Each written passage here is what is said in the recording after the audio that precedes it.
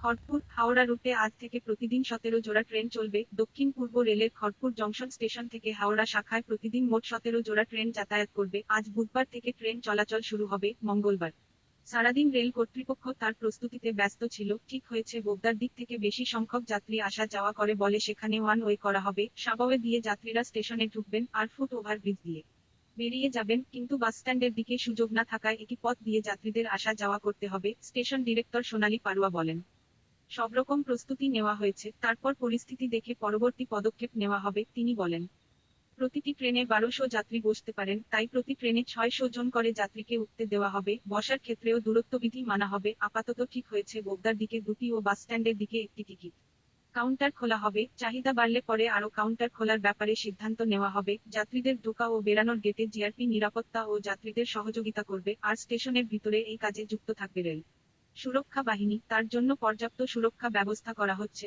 যাত্রীদের স্টেশনে ঢোকার সময় থার্মাল গান দিয়ে পরীক্ষা করা হবে। তাদের দূরত্ববিধি মেনে দাঁড়াতে হবে, তার জন্য হাতে সময় নিয়ে স্টেশনে আসতে হবে।